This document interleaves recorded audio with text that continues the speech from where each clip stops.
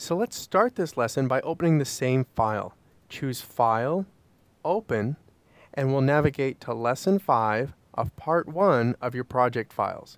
Inside the Lesson 5 folder, you'll find navigation.indd. Go ahead and select that file, click Open,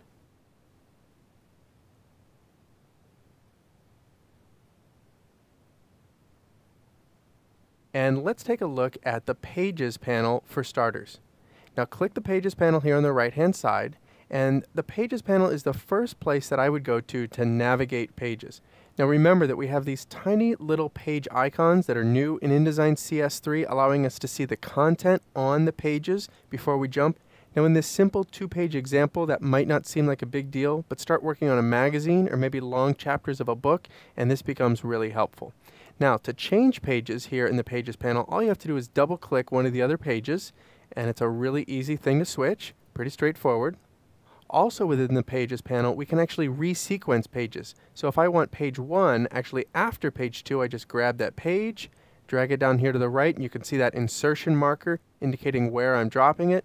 And now page 1 has the thumbnails, page 2 has the full page spread.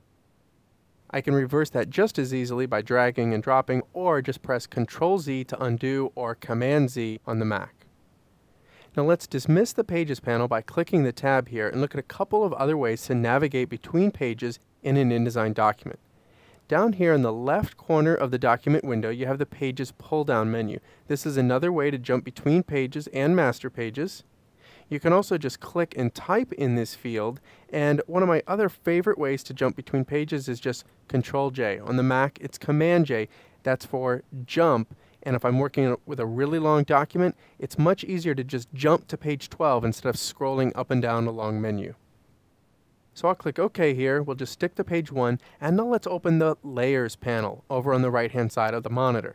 Now pages are just one aspect of a document, but within those pages, there can be several layers. In this example, we have an Images layer, a Vectors layer, and a Type layer.